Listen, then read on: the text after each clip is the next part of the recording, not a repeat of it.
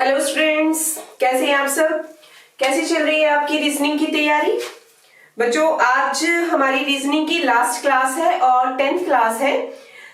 तो जैसा मैंने आपको बताया था कि स्टार्टिंग वीडियो में मैंने आपको बताया था कि रीजनिंग के सिर्फ 10 पार्ट्स हैं और 1 बाय 1 करके हमने सभी पार्ट्स कवर कर लिए हैं। आज की 10th क्लास का टॉपिक है एम्बेडेड फिगर्स। तो कुछ रिलेटेड क्वेश्चंस हम प्रैक्टिस करेंगे। तो स्टार्ट करते हैं हम 1 बाय 1 प्रैक्टिस करना। क्या मतलब है एम्बेडेड फिगर का।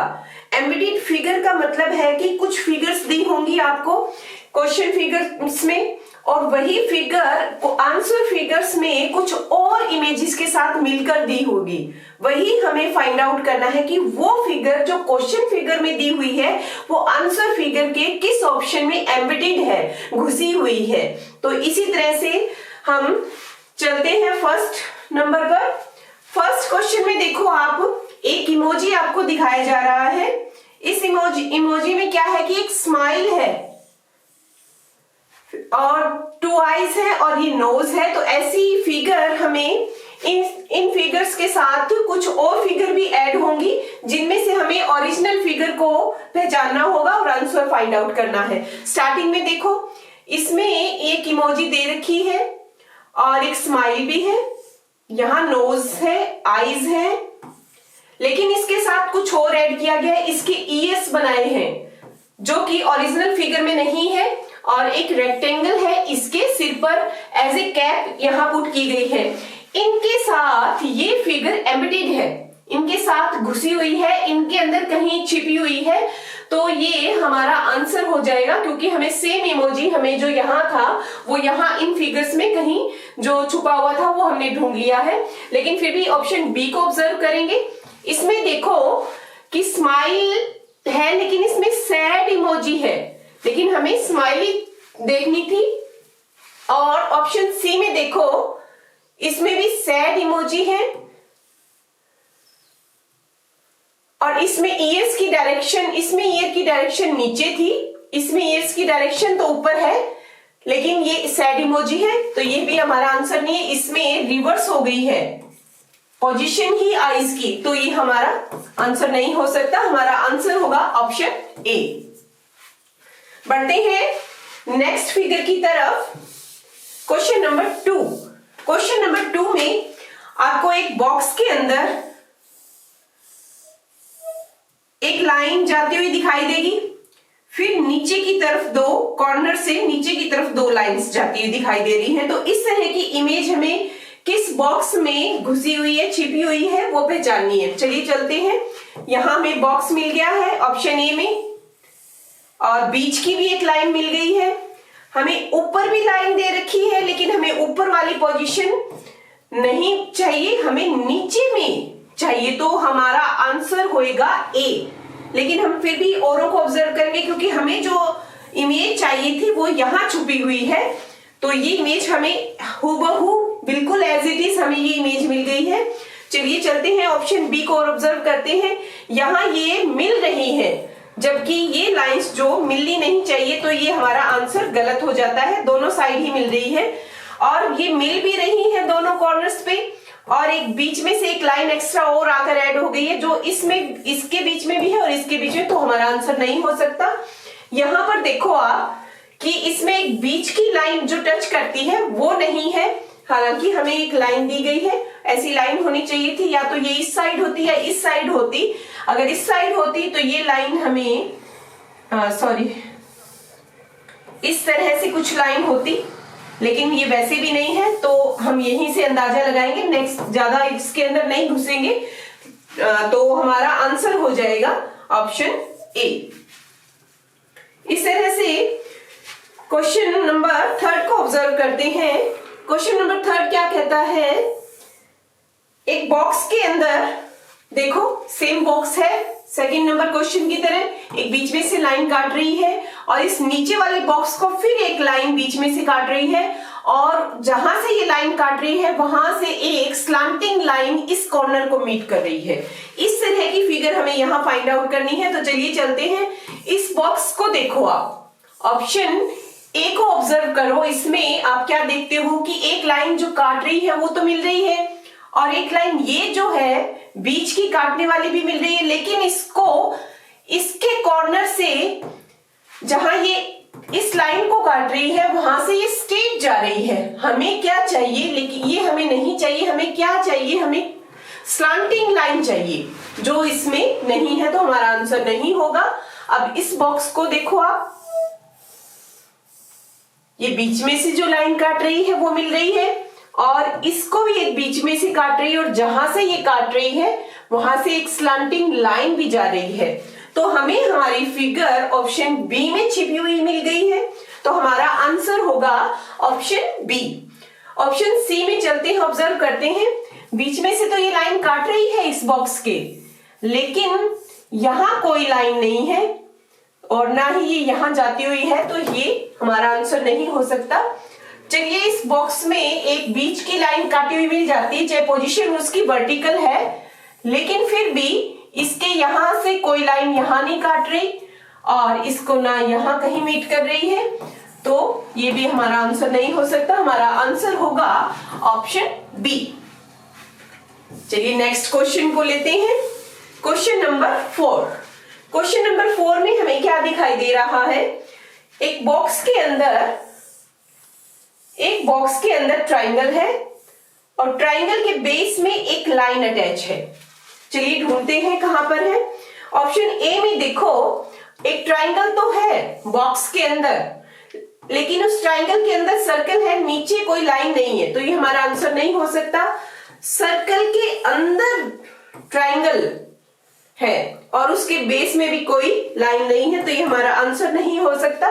यहां देखो, इस बॉक्स के अंदर एक ट्राइंगल है, ये देखो ट्राइंगल बन रहा है ये, और इसके बेस में एक लाइन है, तो ये इमेज जो हमें यहां चाहिए वो यहां छुपी हुई है इन सभी इमेजेस के बीच में, यानी कि इन इमेजेस में एम्बेडेड है ये इमेज जो हमें क्वेश्चन फिगर में दे रखी है, तो हमारा आंसर हो जाता है ऑप्शन सी।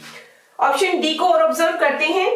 सबसे पहले तो ये ट्राइंगल ही अलग है, क्योंकि इस ट्राइंगल में क्या है, तीनों लेंथ एक जैसी हैं, लेकिन इसमें इनकी लेंथ डिफरेंट है और ये बेस पर लगी होनी चाहिए ये लाइन, ये इसमें कॉर्नर पे है, तो हमारा आंसर ये नहीं हो सकता। हमारा आंसर होगा ऑप्शन सी। बहुत ही आसान है ये चैप्टर भी, आप प्रैक्टिस करते जाओगे, बहुत इजीली आप अटेम्प्ट कर लोगे। चलिए नेक्स्ट क्वेश्चन की तरफ बढ़ते हैं। नेक्स्ट क्वेश्चन हमारा है क्वेश्चन नंबर 5। क्वेश्चन नंबर 5 में हम क्या देखते हैं, जैसा कि हमने पिछले 4th क्वेश्चन में देखा था, उसके बेस पर लाइन थी, लेकिन इस बार बेस पर ना होकर उसके बिल्कुल हेड पर, कॉर्नर पर है, और इसकी डायरेक्शन कुछ भी हो सकती है, कहीं भी एम्बेडेड हो सकती है। जस्ट हमें इसके हेड पर जो लाइन है वो ऑब्जर्व करनी है, और एक बॉक्स आउटर साइड में एक बॉक्स ऑब्जर्व करेंगे। ऑप्शन ए को ऑब्जर्व करते हैं।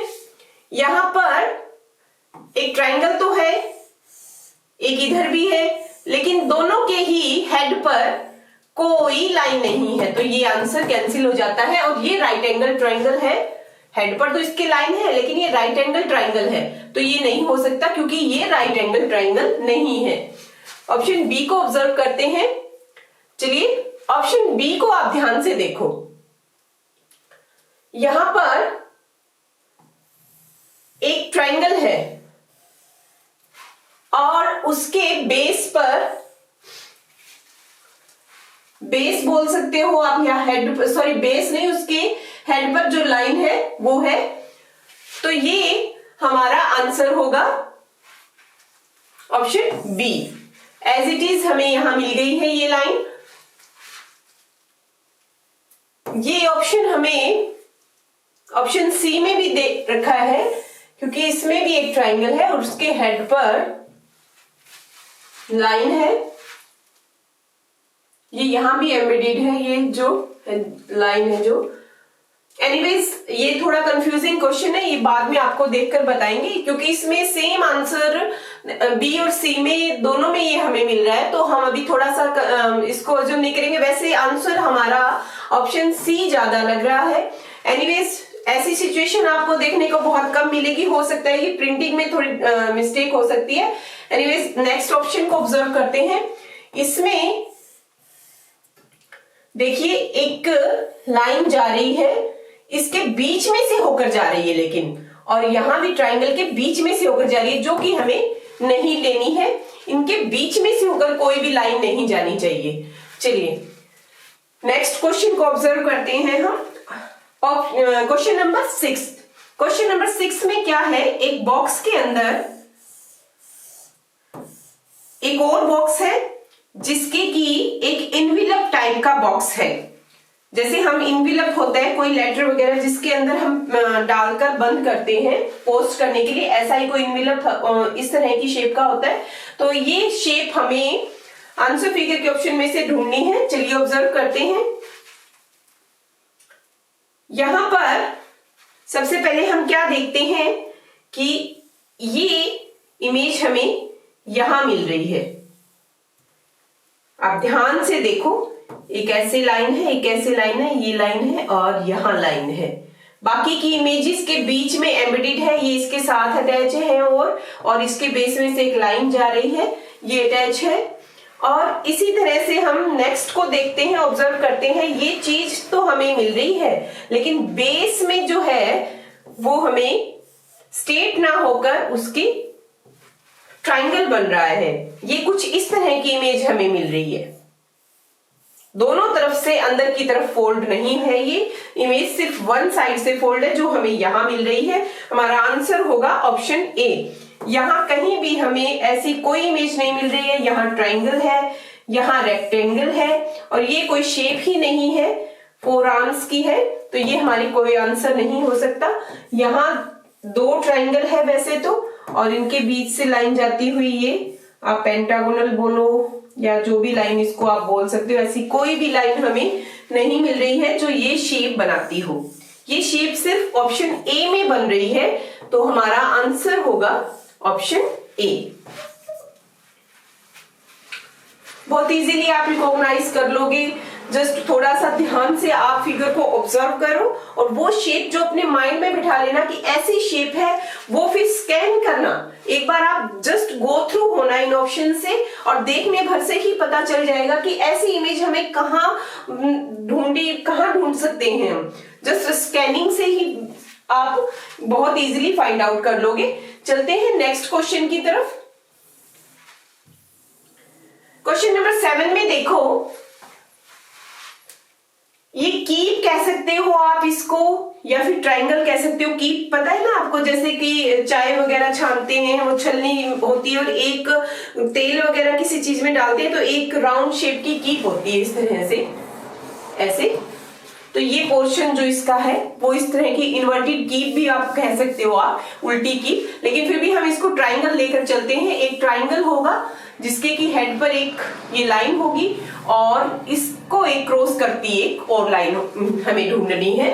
ऑप्शन ए को देखो आप, यहाँ पे एक ट्राइंगल तो बन रहा है और यहाँ भी एक ट्राइंगल बन रहा है, इसके अपोजिट भी एक ट्राइंगल है, लेकिन ये भी एक ट्राइंगल है, लेकिन इनके हेड से कोई भी लाइन पास नहीं हो रही है, तो ऑप्शन नहीं हो सकता।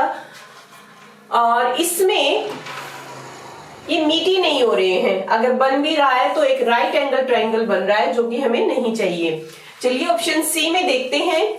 यहाँ एक ट्राइंगल है जो कि इस तरह का सेम लेंथ आर्म लेंथ का नहीं है, जैसे कि ये है सेम एंगल का, और एक ये भी है और इसमें ये भी है। इनके हेड से कोई लाइन पास नहीं हो रही है, ये आंसर हमारा नहीं हो सकता। ऑप्शन डी में आप देखो कि एक सेम ट्राइंगल बन रहा है और एक ऊपर से लाइन इसके हेड से जा रही है और यहाँ पर एक लाइन इसको और क्रॉस कर रही है। ये जो एक्स्ट्रा लाइन है इनके बीच में ये एम्बेडेड है, लेकिन हमें हमारी जो फिगर चाहिए थी वो फिगर हमें यहां मिल रही है, तो हमारा आंसर हो जाएगा ऑप्शन डी। क्वेश्चन नंबर 8 में एक बॉक्स दे रखा है, पेंटागोनल बॉक्स। स्क्वायर के अंदर है। चलिए ऑब्जर्व करते हैं। ए फिगर में देखो, ये स्क्वायर है, पेंटागोनल नहीं है, ये ट्राइंगल है, ये स्क्वायर है, ये भी स्क्वायर है, ये ट्राइंगल है और ये ट्राइंगल है और ये हाफ सर्कल है। हमें पेंटागोनल कहीं भी ऑब्जर्व नहीं हो रहा है। क्वेश्चन नंबर बी को स्कैन करो आप। सबसे पहले हमारी नजर पड़ती है पेंटागोनल पर ही। ये देखो यहां पर है, तो हमारा आंसर ये हो सकता है, लेकिन हम फिर भी अगले को ऑब्जर्व करके देखते हैं। ऑप्शन नंबर सी को देखो, यहां अगर ये लाइंस यूं होती तो ये हमारा आंसर हो सकता था, लेकिन ये अटैच नहीं है, तो हमें कहीं भी पेंटागोनल नहीं मिल रहा है, तो ये हमारा आंसर नहीं होगा। यहां भी कहीं पेंटागोनल हमें नजर नहीं आ रहा है। ये ट्राइंगल, ये हेक्सागोनल है और ये 4 आर्म्स का एक बॉक्स है, इस साइड है, ट्राइंगल है और हाफ सर्कल है। ये भी हमारा आंसर नहीं हो सकता। हमारा आंसर होगा ऑप्शन बी। तो बच्चों, आज हमारा 10th पार्ट रीजनिंग का कंप्लीट हो चुका है और इसी के साथ हमारा रीजनिंग का सिलेबस भी कंप्लीट हो जाता है। हर एक पार्ट में से 4 क्वेश्चंस आपके सिलेबस में आएंगे और एक एक नंबर का हर क्वेश्चन होगा, तो हर पार्ट 4 नंबर का बन गया और इसी तरह से 10 पार्ट 40 नंबर का बनता है। और अगेन मैं आपको रिमाइंड करवा रही हूं कि रीजनिंग 40 मार्क्स की सबसे ज्यादा स्कोर करने वाला सब्जेक्ट है। थोड़ा सा ध्यान देना, बहुत ही कम टाइम कंज्यूम करेगा आपका ये सब्जेक्ट, बहुत आसानी से अटेम्प्ट कर लोगे और मेरी तरफ से पूरी विशेष आपके साथ है। All the best for your exams. मिलते हैं आपके एग्जाम के बाद में। Have a nice day.